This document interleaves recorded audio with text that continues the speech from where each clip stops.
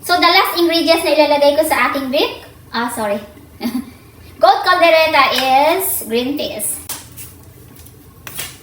Hello mga kaltong bahay! Welcome back sa aking kusina. Matagal-tagal na rin akong hindi nakapagawa ng video. Madalas lang ako nagpo-post ng mga photos, pero yung videos, matagal na talaga ako hindi nakapag-share sa inyo ng aking mga recipe. So for today's video ay magluluto ako ng goat caldereta. So actually, this is my second time na pagluto ng goat caldereta kasi mostly yung niluluto ko is yung beef caldereta. Halos parehas lang naman yung mga ingredients, kaya lang pagka goat medyo matigas siya.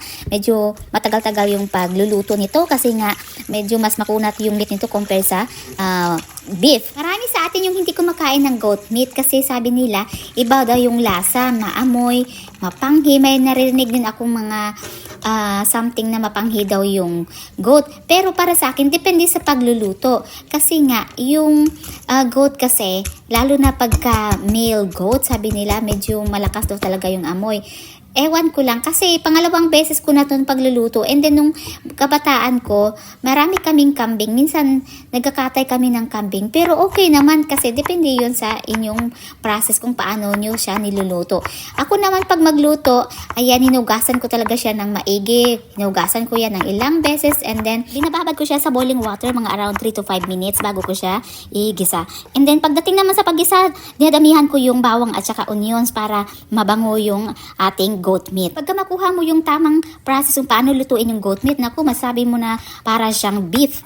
Kasi wala naman pinagkakaiba yung lasa niya doon. At saka, kung sundan yung aking video hanggang matapos, naku, naglagay ako dyan ng beef cube. So, instead na lasang yung goat, parang naglasang beef na siya. Kasi nga, wala naman atang goat cube. Yung pagkaalam ko lang, yung beef lang at saka pork, chicken, shrimp, something like that. Kaya yung nilagay ko dito is yung beef cube para talagang malasang baka yung ating goat meat. So ayan na guys, nakumpisa na ako, ginisa ko na siya. Sundan nyo na lang paano lutuin kung gusto nyo matuto magluto or kung gusto nyo gayahin ang aking recipe. Maingay yung aking background kasi nagpakulo na ako ng tubig para ilagay ko sa aking meat later on. Para nakakulo na ba, mabilis na lang.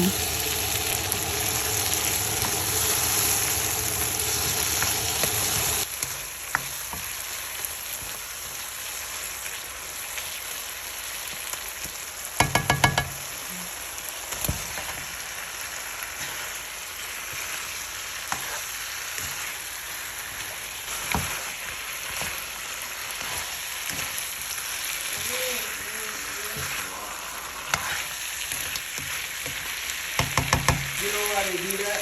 Because they don't want they don't want to ring the doorbell. Hey, honey, there's somebody at the door. Yeah, I'm calling something up.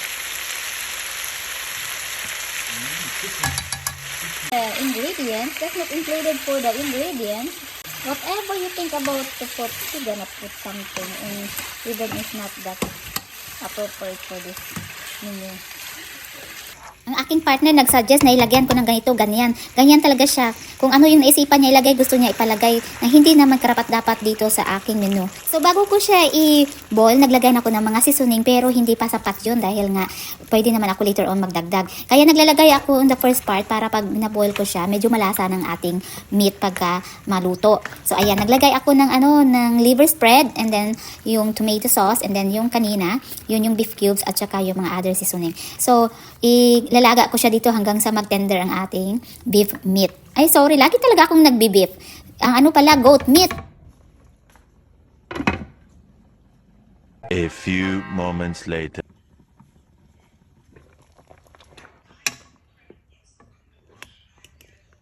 Wow, grabe mga kalutong bahay. Kung makikita nyo, talagang full off to the bone ang ating goat meat. Ayan, naghiwalay na siya sa kanyang bone. Sobrang tender. So, ayan. So, next is I'm going to add my vegetables. Kasi nga, malambot ng aking meat. So, ayan, ready ng aking vegetables.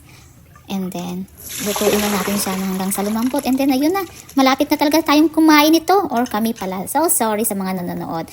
Pero kung gusto mo matuto, panoorin mo na lang. Hindi ka naman nakatikim ng aking niluto. Pero pag sinubukan mo ito, tsaka makuha mo yung technique paano niluluto ito, mapapa-thank you for sharing ka na lang sa akin. So, ayan. Maglalagay na rin ako ng sili kasi mas gusto ko yung medyo may anghang ng konti. Ayan. And maya-maya ay ready ng aking ulam. So, ayan na guys. Parang ang sarap-sarap niya tingnan. Malambot na rin ata itong ayan, malambot ng aking potato, and then itong ating carrots ay malambot na din. So, i-add ko na lang lastly, ang aking pinakalas na ingredients is yung green peas. So, ayan. Tikman ko nga pala muna bago ko ilagay ang aking the rest of the ingredients. So, actually, hindi ko napakita sa inyo. Hindi ko pala na-on yung video. Naglagay ako dito ng konting salt at saka yung fish sauce or yung patis. Ayan. Konti lang naman na-add ko kasi nga kanina naglagay na ako ng other seasonings. So, simmer ko siya saglit kasi ayaw ko naman na ma-overcook ang aking bell pepper. So, the last ingredients na ilalagay ko sa aking goat caldereta is green peas. So, eto na. It's time to add our last ingredients. So, actually, mga kalutong bahay, yung tomato sauce pala na nilagay ko is yung sa small can lang kasi naglagay na ako kanina ng fresh tomato. And then, itong ating green peas is small can na din kasi tama lang naman, balance lang naman yung aking mga ingredients, yung mga vegetables sa aking meat. So, ayan, fall off to the bone talaga kasi natanggal na yung bone. So, ayan na guys, can't wait to eat our dinner. Thank you so much for watching kung nanood ka hanggang matapos. And then, kung hindi mo naman napanood hanggang matapos, thank you din at least na umpisahan mo. Malay mo, babalikan mo next time kung handa ka na magluto ng iyong goat caldereta and then babalikan mo ang aking video and kung gusto mo gayahin, thank you so much. Ayan guys, magdi-dinner muna kami. Thank you. See you on the next video.